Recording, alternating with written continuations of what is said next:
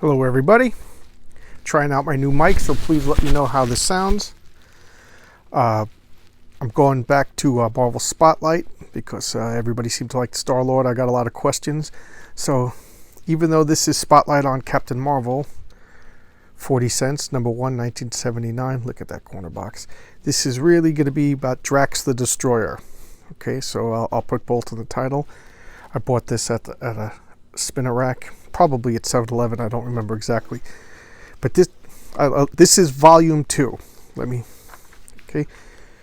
Yep, volume 2. That means it was the second series called Marvel Spotlight. The first one showcased Spider-Woman, Ghost Rider, Red Wolf, Werewolf by Night. Okay, look at these ads. Battlestar Galactica was a big deal back then. Okay, now, there was a Captain Marvel comic, and I guess the sales were going down, and they canceled it. But I think these were already illustrated and complete, so they threw it in Marvel Spotlight. Okay, so Doug Bonick, you guys should know that name by now. Pat Broderick and Bruce Patterson inker. Okay, Pat Broderick doing the pencils, Bruce Patterson doing the inkers, doing the inking. Okay, I don't know who this person is. Is that Len Wein doing the coloring? Roger Stern, editor. Jim Shooter, editor-in-chief. Okay. Now look at this. We're in medio res. We're already in the middle of a story because it was going on in Captain Marvel's original comic. This is Captain Marvel. This is Captain Marvel. Okay, a little history on Captain Marvel. Fawcett Comics, no other way to describe it, tried to rip off Superman. Everybody was ripping off Superman at the time. So I think it was 1939, maybe 1940, they made Captain Marvel. You know, Billy Batson says the magic word, Shazam! And turns into Captain Marvel. You've probably seen the movie. The movie was pretty good. And immediately, DC started with the lawsuits. And I think it was in 64 or 54 or whatever, Fawcett Comics just got tired of fighting. That's Drax the Destroyer. And they settled, and they basically said, here, take him. And it was pretty much the end of Captain Marvel. Okay? The Shazam. I think a few reprints came out every once in a while, but it was just... So DC never really won the lawsuit. It's just they kind of like financially bankrupted. That because comic book sales plummeted in the 50s due to that book, Seduction of the Innocent, which basically accused all comic book readers of being degenerates and perverts and caused all sorts of juvenile delinquency. So comic books really took a hit. I'll talk about that in another video. So Captain Marvel, done. They're still publishing Superman, whatever. So this left the void. Then there was a whole bunch of other people just took the name Captain Marvel. One of them said split Zam, and his body parts would go flying. But I think it was 1972 when the trademark expired. So the owners of Marvel, I think Martin Goodwin, told Stan Lee, grab the name Captain Marvel. And Stan Lee really didn't want to do it. He didn't feel good about just taking the name. I don't know why he took the name Daredevil from an existing character, but they basically was ordered to take the name. So they whipped up a character called Captain Marvel just so they could squat on the name. And this was the character they came up with. This is Marvel. If you saw the Captain Marvel movie, Marvel was played by Annette Bening, but this is Marvel, blonde-haired, blue-eyed white guy. So they turned him into a woman because I guess Carol Danvers' mentor couldn't be a blue-eyed whatever. But here he is. He has the nega bands. And he went through a bunch of iterations. When he banged the bands together, he turned into Rick Jones. Rick Jones was the kid that caused the accident that made the Hulk. And then he was Captain America's sidekick. He was the new Bucky. He was always like, you know, the teenage sidekick kind of disappeared. And then here whatever. He changed a lot. They didn't know what to do with him, just like they didn't know what to do with Ghost Rider. And now he became the cosmic superhero flying around the universe. And I just love this art. I beat this comic to death. This is actually another copy that I bought because the first one's just ruined. Okay, this is Rick Jones. He was the Hulk sidekick. He was Captain America's sidekick, Captain Marvel's sidekick. And he never quite became his own real character. He became a rock star, you know, like David Cassidy. This is his girlfriend at the time. I don't remember her name. It's just Captain Marvel piloting ship. That's Drax the Destroyer. A lot different than what you're used to, okay? All right, and I don't think the origins are told in this comic, but look at this art. I love Pat Broderick. Pat Broderick did a comic called Warriors of the Ultra Realm that I just destroyed rereading that over and over again. It was like a cosmic Lord of the Rings. Okay, look, his word balloons are in a different color to denote that he speaks like a robotic or alien. You know, I always pictured his voice to be rough and gravelly. Everybody else has normal human voices. He has an alien voice, which made me think he was an alien. And look at that, purple and green, that's his colors. That's usually like the most destructive, like the Hulk. And here they are on the rings of Saturn, fighting these aliens. Okay, Saturn is the home of the Titans. It's actually the home of the planet Titan, or the moon Titan, is where Thanos was born. And Thanos was a major Captain Marvel villain. And here he is. This is Mentor. This is actually Thanos' father, and this is Eros, Thanos' brother. So Eros meaning creation and life, Thanos meaning death and destruction. They were, you know, and he's young and beautiful. There's a controversy about him too. This is Pip the Troll, the humorous character that I never particularly cared for. And Mentor. Mentor is an Eternal. I'll talk about the Eternals. Yeah, I got to get at Eternals because there's an Eternals movie coming out. And he left the Earth for, I don't remember the reasons, and his people settled on the moon of Titan and built their own. So they're the Eternals of Titan. So Thanos is actually tied into the Eternals. And Thanos was the first ugly being born in the history of the Eternals. And that caused everybody to hate him and fear him, and caused all of his complexes. Here's the ads. You want some fruit stripes with the unicorn? And this is Elysia, I think. This is Captain Marvel's girlfriend. And she lives on Titan. She's an Eternal Titan. And Titan is a beautiful paradise, dome city. Eros here. They're getting up because last issue, in the Captain Marvel's last issue, they were all attacked. And they were attacked not by Thanos, but they were attacked by Isaac. And what is Isaac? Mentor, not Mentos, the fresh maker. He's the computer maker. He made a computer that regulated everything so all the Eternal Titans could just live in a life of peace and contemplation. And Isaac handled everything. Well, he's an AI. He went nuts and started attacking. And I love this. They crash landed on the moon, the rings of Saturn, and they're flying out. So here we got Drax, power blasts, could fly, wears a cape, you know. And I love this sparkly energy. These negabands absorb cosmic energy and channel them through him, and they leave like a sparkly trail when he flies. And they're fighting Isaac's minions.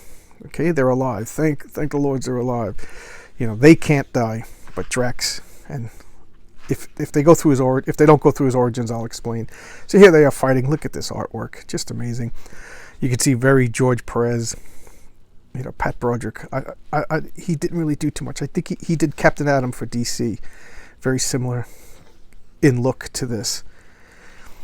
Okay, there's Drax. Look at Drax, and he wasn't dumb or autistic or anything. He's just the only thing is he has no memory of his previous life, and I'll get to that. He has a previous life, so he's just latched onto Captain Marvel, and he's just fighting. I mean, he does hate Thanos. Here's more ads. Hey, Pete Rose. Pete Rose is going to give us some batting practice. There we go, Pete. Thank you, Pete. Okay, so there's Captain Marvel. That's Rick Jones in a spacesuit. Drax, you know, they could talk in space because that's what superheroes do. And his girlfriend, whose name I don't remember, Gertrude something. Okay, this is Isaac. Are they pursuing you? Yes, Isaac. Okay. These are other Titans, and I think they're losing oxygen. They still need to breathe, even though they can't die, so they could just live in misery, whatever. And here they are flying over Titan.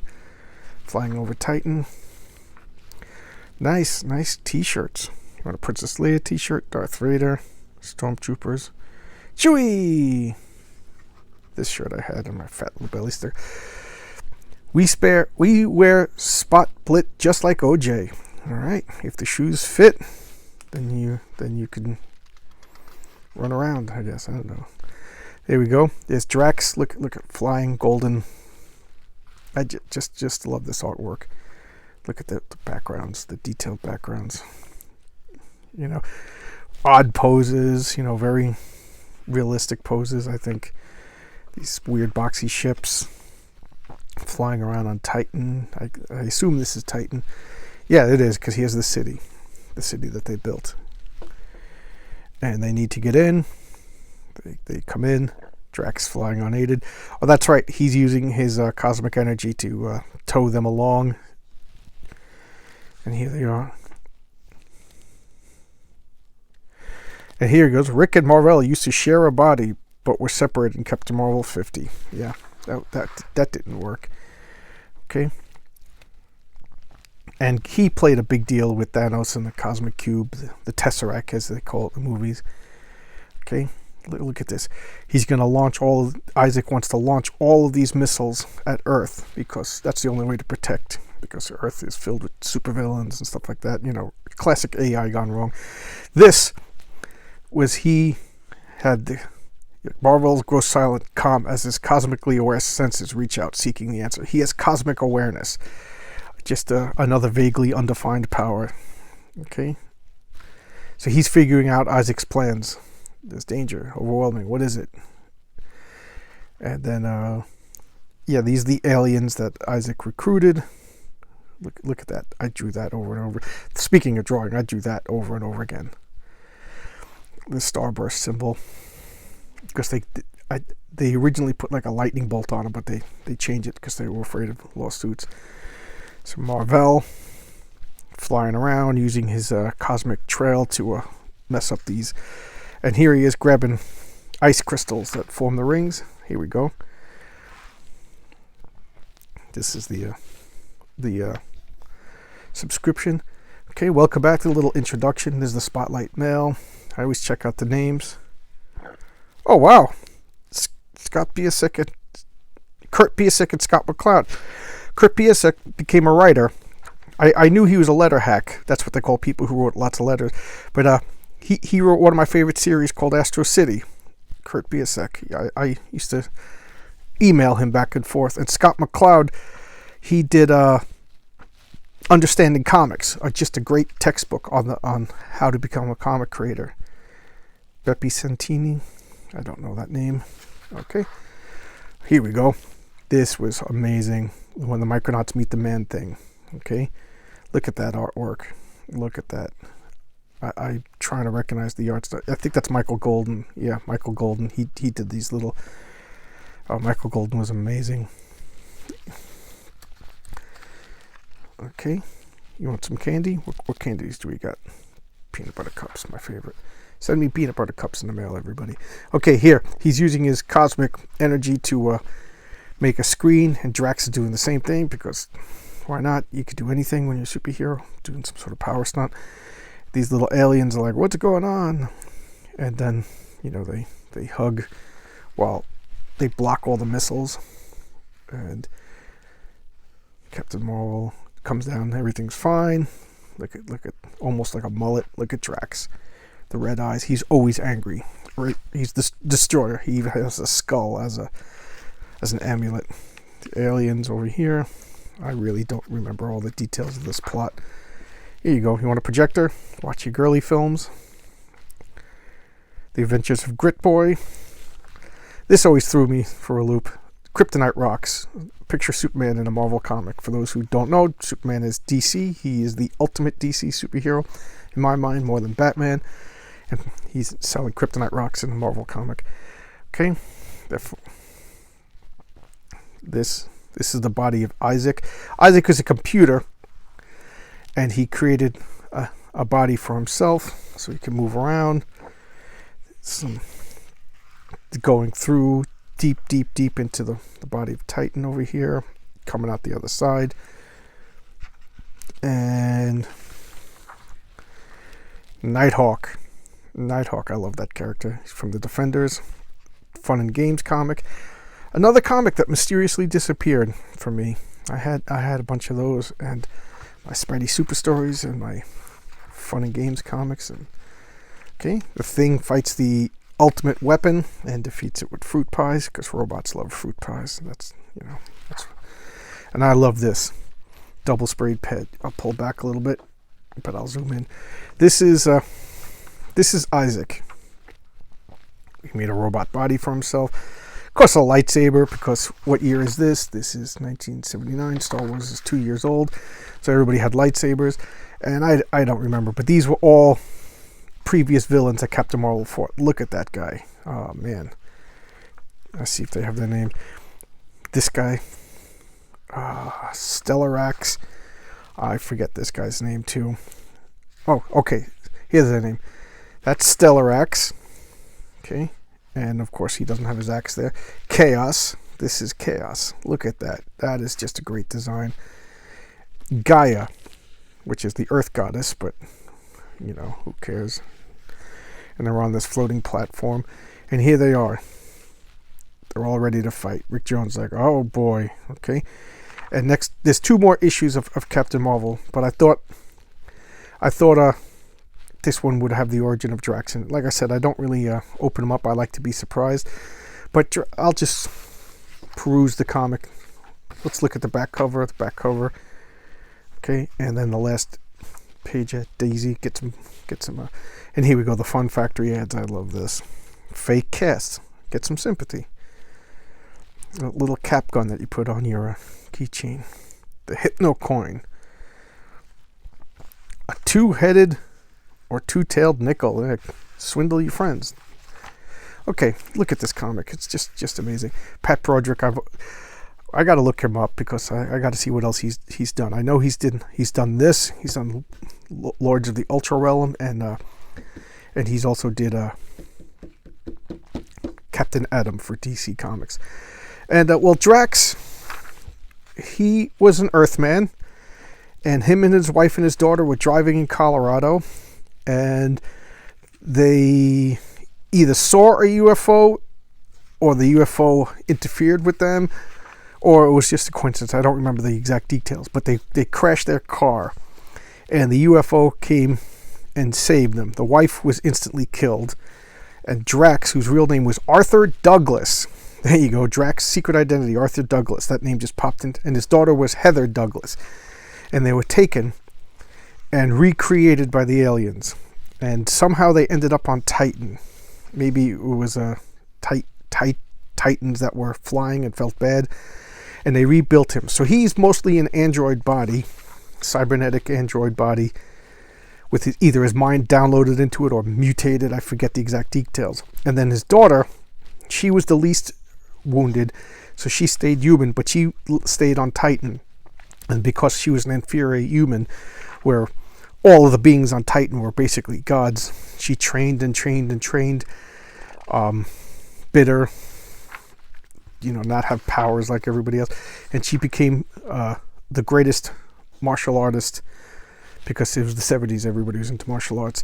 On Titan, she studied like space kung fu or whatever, and then she picked her name as Moondragon, and she picked that as a diss to everybody, because Moondragon was the when the planets were in some sort of conjunction around Titan, all the moons rather, they formed a shadow that kind of looked like a dragon, and it was always taken as an ill omen. So she became the Moon Dragon as an ill omen, and it turned out to be aptly named, because she came back to Earth as a supervillain, and her original name was Madam McEvil. I'm not making that up. Madam McEvil, and Madam McEvil changed her name to Moondragon, and she's that bald girl, and she reformed and became good. And Drax, I think, was originally a villain who fought Captain Marvel and reformed and went good. And there you have Drax. And then about 10 years ago, they just rebooted him into what you see in the movies with no explanation. And he had a little girl sidekick who, same thing, I think her parents were killed by aliens, and he just took her under his wing. And the girl had no powers, but Drax became stupid, and she was super smart, and they made like a good team. She would basically give Drax purpose, and she would give Drax humanity. And then they just, no mention of the girl when they went to the Guardians of the Galaxy comic. It was actually pretty good. And Drax lost all of his powers, and he had a knife that could penetrate any defenses and kill anything, and he said he was going to use it to kill Thanos. And there you go. So very different than the character that you see in the movies. Okay, notice he doesn't even have tattoos or anything. He's a mutated Earthman. So here you go. This is Marvel Spotlight on Captain Marvel. Marvel was a Kree secret agent who came down to Earth to spy on us. And the Kree have like two races. Just, we have many races on Earth, different color skin. The Kree have the pink, which are the inferiors, and the blue, which are the superiors. And they sent this pink guy because he could fit in. And he spied on Earth to learn their defenses. And he ended up liking Earth, rebelled against the Kree, and became a hero. His original costume, I love the original costume. It had the fin on the head, like a Saturn symbol on his chest. I'll get some of that. And then he turned into this red and blue, more superhero costume because he started out as a villain, but I think that was the plan, to have him as a villain, because Stan Lee wanted him to be as different as the Captain Marvel. They just wanted the name. And then he died, no spoilers there, he died 40, 50 years ago from cancer, believe it or not. Cancer caused by one of his villains called Nitro. And he died and passed on the mantle to his son, Guinness, and that went nowhere. And Marvel had to keep putting out Captain Marvel comics to retain the copyright on the name. So they pumped out some bad Captain Marvel. Then they made Monica Rambeau Captain Marvel, who was a fan favorite. Everybody loved her from the get-go. She had original powers. She was pretty cool. She had a good backstory. She was leading the Avengers, and nobody complained. And then they brought back Guinness, and he just took the name Captain Marvel. And the funny thing is, somebody else did a reaction of Monica Rambeau, just like, he didn't even ask me, he took my name. And that was his thing. He was kind of arrogant. And I like, as much as I like Monica Rambeau, the second iteration of Guinness as Captain Marvel is pretty good, because they played up the arrogant alien aspect to him, and then the cosmic awareness just made him lose touch with humanity. And I think it was supposed to be like a doomed run. And then so Captain Marvel changed her name to Spectrum, which fit her powers better. She could control the electromagnetic spectrum, and she's still around. And then Carol Danvers took the name Captain Marvel, and then Guinness took the name Spectrum. I think writers did as a joke. And Captain Marvel, I don't even know if she's still active anymore. But then Guinness died. And so I guess the name Spectrum could go back to. But it's all confusing, but it's kind of fun. Keep in mind, this is over 30, 40 years. Well, here you go. That's Marvel Spotlight Captain Marvel. Really focus on Drax. Okay? Hope you like that. Bye-bye.